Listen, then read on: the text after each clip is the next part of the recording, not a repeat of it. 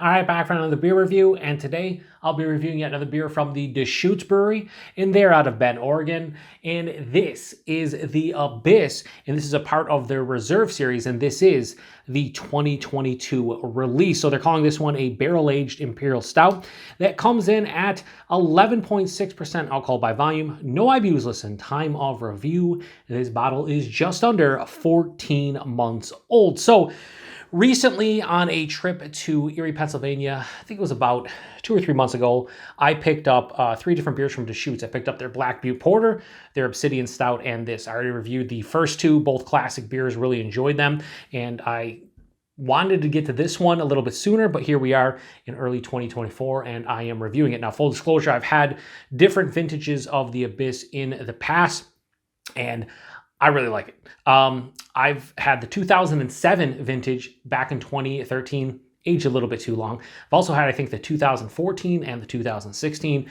And when I saw this one, I was like, I gotta grab it, and I did. So here we are. Now, correct me if I'm wrong, anybody out there, but I think this beer, I don't want to say it changes every year, but different vintages, I think, have little tweaks to them.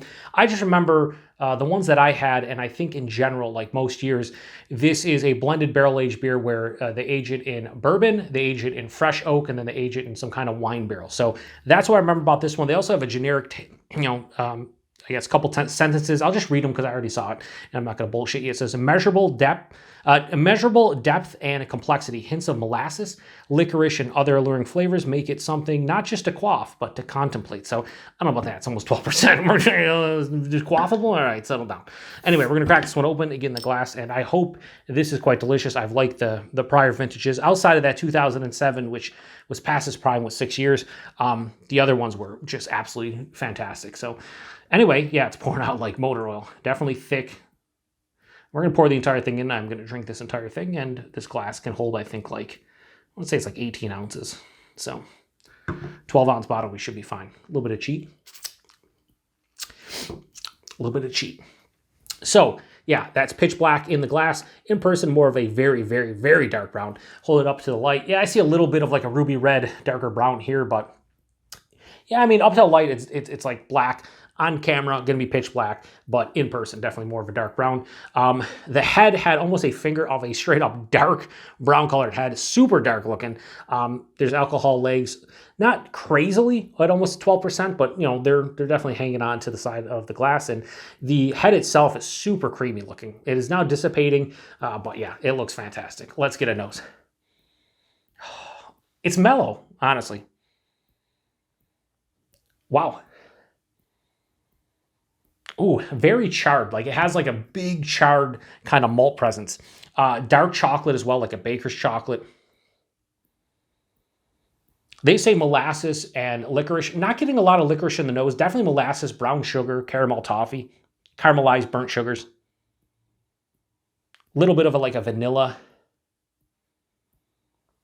A slight raisin, plum, fig, date, darker fruits.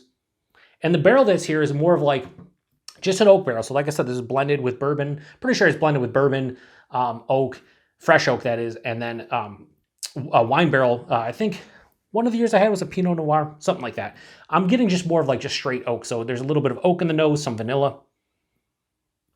It smells really good. It smells good but reserved. It's tempered a little bit from what I know of this beer in the past. But that doesn't necessarily make it a bad thing. Like it's 11.6% and it doesn't smell like it. Maybe a touch of like a marshmallow. Man. Yeah, it smells really good. It does. Let's get into it. Cheers, everyone.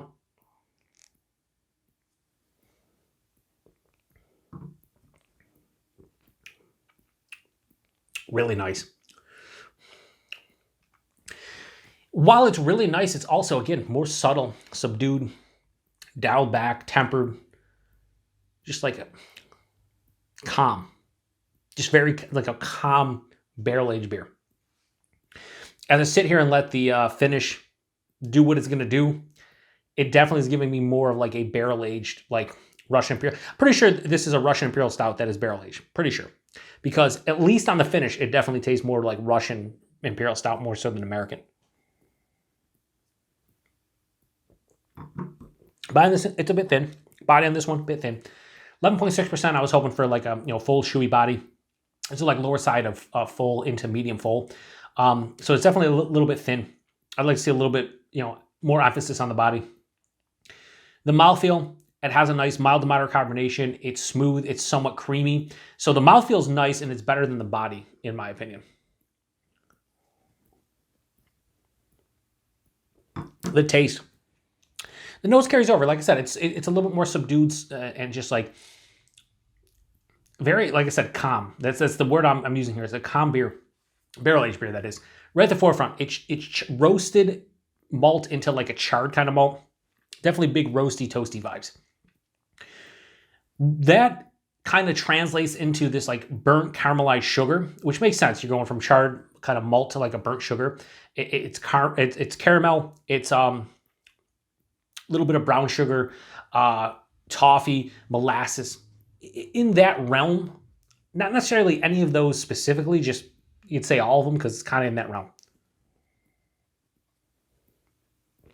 Underlying dark fruits, again, plum, raisin, maybe a little bit of black cherry. As the second half of the palate hits, that's where the barrel kind of hits. And again, it's more of like, again, a freshly, like a beer that was aged in like a fresh oak barrel that never had a spirit in it. So it's more oak tannin heavy, more vanilla. The oak tannin dryness is very high in this one, which I don't love. I never love oak tannin dryness when it's substantial. It's a little bit getting in the way here to some degree. But that charred malt kind of hits again on the back of the palate. This one finishes semi to full on dry. There is a moderate bitterness here. It's definitely, as far as a barrel-aged beer goes, has a lot of bitterness in comparison to a lot of others that I've reviewed. It does help out in the drinkability. What I love about this one, but also at the same time might stop it from me giving it a high score and just going nuts about it, is that it is more bitter and less sweet than a lot of barrel-aged Imperial Stouts. There is a substantial bitterness, moderate bitterness on the finish. You get that oak tannin, moderate dryness. There isn't a lot of sweet malty notes at the beginning outside of that, that caramel. Again, I didn't even mention chocolate or coffee. Like, that's underlying to me. Like, it's an underlying like chocolate and coffee. They even say again, molasses, licorice, and other alluring flavors. They don't even mention chocolate or coffee. That's kind of get lost in a lot of times with these beers. That's the first thing that I'll notice from the malt character, right? Let's just call a spade a spade. I think, in my mind anyway, prior vintages of this beer were much better than this. This is still good for a barrel, really good for a barrel-aged beer. It just isn't blowing me away like prior vintages.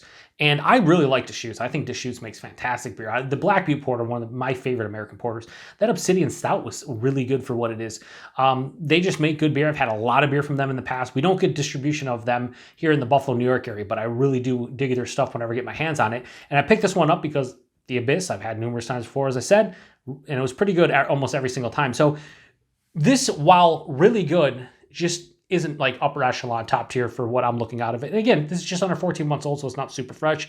I get that. Let me go one more sip and then we'll lock in a rating. I think for me, I'd want a little bit more balance. I want a little bit more sweet character, a little less of that oak tannin dryness and that bitterness. I think if it was mild to moderately bitter with say moderate oak tannin dryness, or if the oak tannin dryness was mild and then you had like a moderate bitterness, I think it'd be a little bit more balanced. I'd like a little bit more, if this again has the wine barrels, like a little bit more influence from that. I think it's just like the dark fruit I was getting is pretty much it.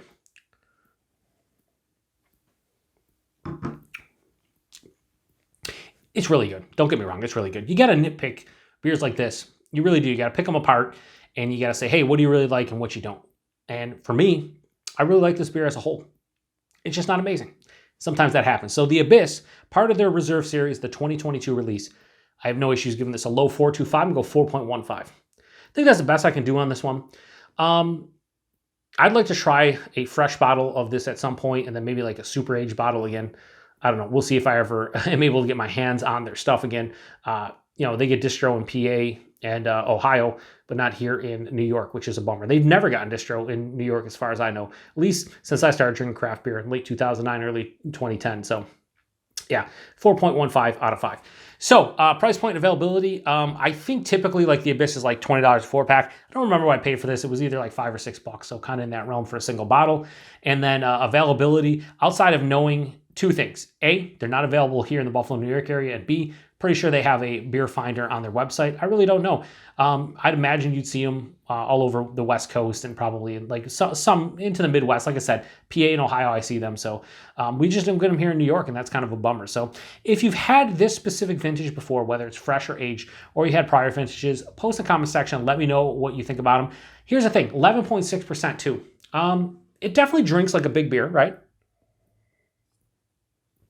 But if I was doing this blind, I'm getting no astringency on the palate, and there's a very slight warming. I would guess like 10%.